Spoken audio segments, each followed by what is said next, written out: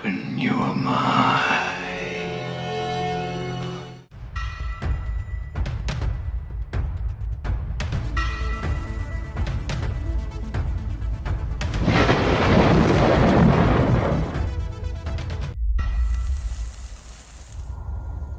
Hey out there, this is Buzz with TheSurvivalBuzz. So I know this is a survival channel, and there's probably a lot of people that are subscribed, maybe not subscribed, but watch my videos from time to time that aren't particularly favorable of, any type of spiritual video or talking about God and stuff like that, and that's fine. Seems like lately I'm losing more subscribers than I'm gaining anyways, so that's not really why I'm here. I'm just here to help people in the only way I know to help for the journey ahead. So I want to talk a little bit about faith today. And of course, a few stories as well, and someone that I perceived as possessed recently. So here goes. I'm going to start off with a little story, maybe a month and a half ago, that happened that really, I guess, woke me up to being more in touch with God. You can read scripture all day long, go to church. A lot of people do that aren't really that in touch with the Lord. So I'm not frowning upon reading the Bible or learning scripture. That's great. But if you don't put your complete faith in God, then how spiritually sound are you really? So about a month and a half ago, I was out mowing my yard, push mowing. I have about an acre and a half out here, and my riding mower gave out at the beginning of the summer, so I've really been struggling push mowing my entire yard by myself. And so I was out mowing maybe a month and a half ago, push mowing my front yard, and I started thinking about, love your neighbor as yourself. And as I was thinking that, I could almost feel like a little bit of hate growing in me, that why is my neighbor not helping me? They've got to see me out here struggling, to get this yard done. It takes a few days to get it all knocked out. And then in that same instance, when I felt like I was getting angry and like, why won't they help me? At the same point, I started thinking to myself, well, why would they help me? I've never helped them really. And me and my neighbors aren't super close. They've only been here a little over a year, I believe. And we talk on occasion, but, we're not buddies or anything by no means. But yeah, I started thinking to myself, like, well, I've never really done anything for them, so why would they help me? And that moment of hate, of disapproval of the people around me for not helping, kind of went away. And then I kid you not, it couldn't have been more than 2 or 3 minutes later, my neighbor, he has a golf cart, rode over to my front yard in his golf cart with a weed eater and started weed eating my entire front yard as I was mowing. And I noticed him there, but I figured we're knocking this out. I'm mowing, he's weeding, and I wasn't going to ask any questions at the moment, so I just went on mowing until I was done, and he was finishing up weeding, and I was, thanked him and told him I really appreciated it. And he said, no problem, I seen you struggling, the other day, push mowing your backyard, so I knew your ride mower had given out. He's like, I don't mind helping you, anytime I see you struggling, do you mind if I just come over and mow or weed eat or whatever? And I was like, no, not at all, it's hard to get all this done at this rate. So, I don't know, maybe a lot of people would consider that coincidence, but I figure like there's been quite a few times in my life where I feel like the Lord was talking to me and trying to wake me up. So that was one instance. Sorry, it's like 105 out here. And then about a week or so ago, I've started fasting. I never really realized how important fasting is to get closer to God, and I've recently been doing it here and there. And nothing extreme, not days on end, but I'll usually go 24 hours. I'll eat dinner one night and go to bed, and work all the next day and then not eat again until dinner the following evening. I guess just to give me a little bit of clarity and try to be a little bit closer to the Creator. So this particular morning I decided I was going to fast. I decided the night before. And so I woke up with the intention of fasting. Normally I make breakfast and lunch and bring it to work with me. This morning I didn't. I just grabbed my bag with my gun and everything and headed off to work. And it's about a 30-minute car ride to my work every morning. So for about the first 15 or 20 minutes on the way to work, I prayed. I prayed out loud. And I prayed for just about everybody you could imagine, all the way up to the entire world, pretty much. I just got it all out. And then when I was done with that, I had a little moment of silence, and then I turned the radio on.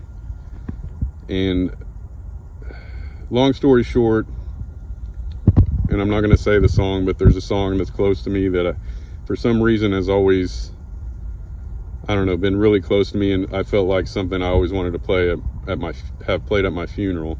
And I tell everybody I know, just in hopes that it'll happen. But I kid you not, I turned the radio on and that song is playing. And at that moment, I felt like the Lord was talking to me again. And this has happened before with this song. Several years ago, I had a Doberman, my best buddy for years, for 13 years. It was like family, moved around with me all over, been through a few relationships and everything, always been by my side. And she got really sick to the point I could put a steak dinner in front of her and she wouldn't eat it. So I decided one morning that I needed to take her to the vet and see what could be done. And got her in the car, turned the car on, and that song started on the radio. And I knew right then, I broke down into tears because I knew it was her time. It was her time to go. And so I guess the point of this is, God is always listening. It's just whether or not you're willing to listen to him. But he's always there listening. He's always listening to your prayers, and he's always going to be there to help you if you're willing to let him. So that particular morning of my fast, when the song played and all that, I got to work, and let's just say I dealt with some pretty extreme circumstances with a coworker that knew more about the Bible and more about Scripture than I even knew, but had a very hateful attitude about particular people in the world. And after going on and on and on about it, I finally put my foot down. And I don't know a lot of Scripture word for word, but I basically got out enough to let him know that he was in the bad. He was being hateful and mean, and that that's not what God would want. And when I shut him down, you could just see the anger build in him. And mind you, I do armed security, so I'm working around this guy that has a gun, that has these hateful eyes. And I honestly feel like the fast and everything really helped me deal with the situation better than I probably normally would have. And just another instance, I feel like God was helping me along my way. And then last but not least, I honestly believe I seen somebody that was possessed, doing armed security downtown in a big city. The homeless population is just insane at this point, and 99% of these people are on drugs. They're mentally disturbed.